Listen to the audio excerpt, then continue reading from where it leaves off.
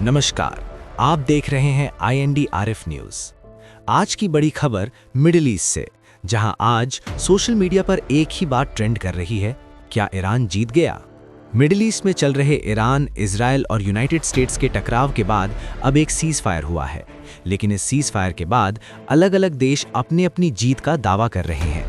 Iran के सरकारी media और कई सोशल मीडिया प्लेटफॉर्म पर इसे स्ट्रेटेजिक विक्ट्री बताया जा रहा है, लेकिन असली सच्चाई क्या है? चलिए सीधे पॉइंट पर समझते हैं। सबसे पहले, ये युद्ध 28 फरवरी 2026 को शुरू हुआ, जब यूनाइटेड स्टेट्स और इजराइल ने मिलकर ईरान पर बड़े स्तर पर एयर स्ट्राइक किए। इन हमलों में सैन्य ठिकानों के साथ साथ कई महत्वपूर्ण इंफ्रास्ट्रक्चर भी निशाना बने। इसके बाद ईरान ने जवाब दिया। मिसाइल और ड्रोन हमलों के जरिए इजराइल और US के ठिकानों पर हमला किया गया। इससे पूरे मिडिल ईस्ट में तनाव फैल गया और कई देशों पर इसका असर पड़ा।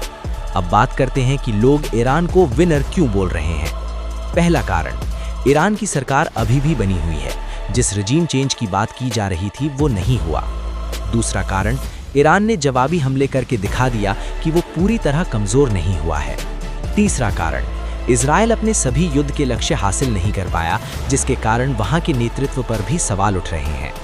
चौथा कारण, आखिर में मामला सीज फायर तक पहुंच गया, मतलब कोई साफ जीत नहीं, लेकिन ईरान झुका भी नहीं।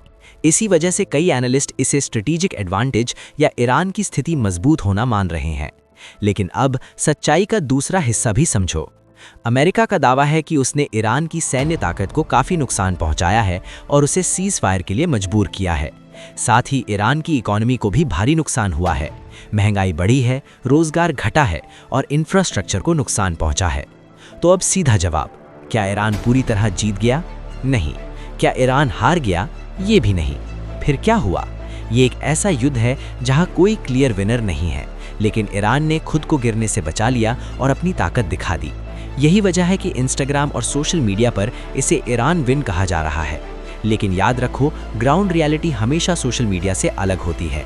हालिया घटनाओं के अनुसार इस पूरे संघर्ष के बाद स्थिति ये बनती दिख रही है कि जमीन पर कोई साफ जीत नहीं हुई है, लेकिन रणनीतिक तौर पर ईरान ने खुद को मजबूत स्थिति में खड़ा कर लिया है। सबसे पहले आपको बताते हैं कि ये संघर्ष शुरू कैसे हुआ। 28 फरवरी 2026 को यूनाइटेड स्टेट्स और इजराइल ने मिलकर ईरान के कई सैन्य ठिकानों पर एयर स्ट्राइक की। इसका मकसद था ईरान के न्यूक्लियर प्रोग्राम और सैन्य ताकत को कमजोर करना। लेकिन इसके बाद जो हुआ उसने पूरी दुनिया को चौंका दिया। ईरान ने तुरंत जवाबी कार्रवाई करते हुए मिसाइल और ड्रोन हमले शुरू कर दिए। इन हमलों में इजराइल के कई इलाकों को निशाना बनाया गया, जिससे वहां नुकसान भी हुआ और एयर स्पेस तक बंद करना पड़ा। यानी साफ है, ईरान ने सिर्फ बचाव नहीं किया, बल्कि जवाब देने की क्षमता भी दिखाई। अब बात करते हैं सबसे अहम पॉइंट की, रणनीतिक स्थिति, स्ट्रेटेजिक पोजीशन। रिपोर्ट्स के मुताबिक इस युद्ध के बाद भी ईरान की सरकार और उसकी सैन्य ताकत पूरी तरह से खत्म नहीं हुई है, बल्कि अंतर्राष्ट्रीय विश्लेषकों का मानना है कि ईरान अपनी स्थिति बनाए रखने में सफल रहा। दूसरी तरफ बेंजामिन नेतन्याहू को अपने ही देश में आलोचना का सामना करना पड़ रहा है, क्योंकि उनके बताए गए युद्ध के लक्ष्य पूरे नहीं हो पाए। अब बात करते हैं अमेरिका की। यूनाइटेड स्टेट्स ने इस युद्ध में सीधा हस्तक्षेप किया, लेकिन आखिर में उसे भी सीज फायर की तरफ जाना पड़ा। रिपोर्ट्स के मुताबिक अमेरिका और ईरान के बीच एक अस्थायी सीज फायर हुआ है, जो ये दिखाता है कि संघर्ष को पूरी तरह खत्म करना आसान नहीं था। इस दौरान ईरान ने स्ट्रेट ऑफ हुर्मुज जैसे अहम समुद्री रास्ते पर भी दबाव बनाया, जिससे ग्लोबल ट्रेड और ऑयल सप्लाई पर असर पड़ा। यानी ईरान ने सिर्फ सैन्य ही नहीं, बल्कि आर्थिक और रणनीतिक स्तर पर भी अपनी ताकत दिखाई। हालांकि ज़मीनी हकीकत ये है कि ये युद्ध अभी पूरी तरह खत्म नहीं हुआ है। सीज फायर के बावजूद इजराइल लगातार हमले जारी रखे हुए है और लेबनान जैसे इलाकों में तनाव अभी भी बना हुआ है। वहीं ईरान ने इन हमलों को सीज फायर का उल्लंघन बताया है और चेतावनी दी है कि हालात और बिगड़ सकते हैं। तो कुल मिलाकर सवाल यही है, क्या ईरान जीत गया? अगर सीधे शब्दों में कहें तो ये पारंपरिक जीत नहीं है, लेकिन ईरान की सरकार कायम है, सैन्य जवाब देने की क्षमता बनी हुई है। अमेरिका और इजराइल अपने सभी लक्ष्य हासिल नहीं कर पाए और अब मामला सीज फायर तक पहुंच गया है।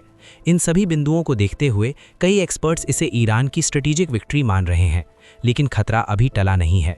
मिडिल ईस्ट में हालात अभी भी बेहद नाजुक हैं और आने वाले दिनों में ये संघर्ष फिर से भड़क सकता है। हालिया घटनाओं के अनुसार इस पूरे संघर्ष के बाद स्थिति ये बनती दिख रही है कि जमीन पर कोई साफ जीत नहीं हुई है, लेकिन रणनीतिक तौर पर ईरान ने खुद को मजबूत स्थिति में खड़ा कर लिया है। सबसे पहले आपको बताते हैं कि ये संघर्ष शुरू कैसे हुआ।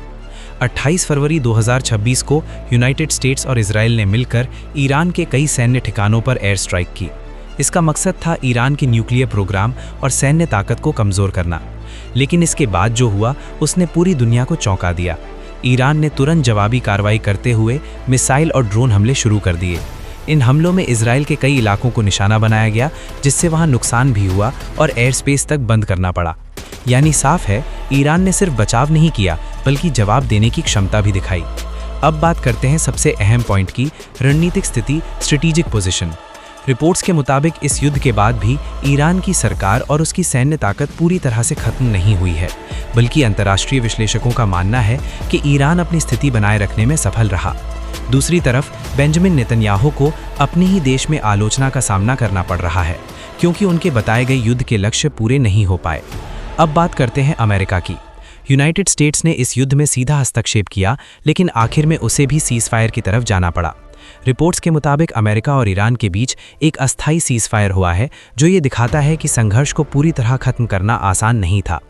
इस दौरान ईरान ने स्ट्रेट ऑफ हुर्मुज़ जैसे अहम समुद्री रास्ते पर भी दबाव बनाया, जिससे ग्लोबल ट्रेड और ऑयल सप्लाई पर असर पड़ा। यानी ईरान ने सिर्फ सैन्य ही नहीं बल्कि आर्थिक और रणनीतिक स्तर पर भी अपनी ताकत दिखाई। हालांकि ज़मीनी हकीकत यह है कि ये युद्ध अभी पूरी तरह खत्म नहीं हुआ है। सीज़फायर के बावजूद इजराइल लगातार हमले जारी रखे हुए है और लेबनान जैसे इलाकों में तनाव अभी भी बना हुआ है। वहीं ईरान ने इन हमलों को सीज़फायर का उल्लंघन बताया है और चेतावनी दी है कि हालात और बिगड़ सकते हैं। तो कुल मिलाकर सवाल यही है, क्या ईरान जीत गया? अगर सीधे शब्दों में कहें तो ये पारंपरिक जीत नहीं है, लेकिन ईरान की सरकार कायम है, सैन्य जवाब देने की क्षमता बनी हुई है। अमेरिका और इजराइल अपने सभी लक्ष्य हासिल नहीं कर पाए और अब मामला सीज़फायर तक पहुंच गया है। इन सभी बिंदुओं को देखते हुए कई एक्सपर्ट्स इसे ईरान की स्ट्रेटेजिक विक्ट्री मान रहे हैं, लेकिन खतरा अभी टला नहीं है। मिडिल ईस्ट में हालात अभी भी बेहद नाजुक हैं और आने वाले दिनों में ये संघर्ष फिर से भड़क सकता है।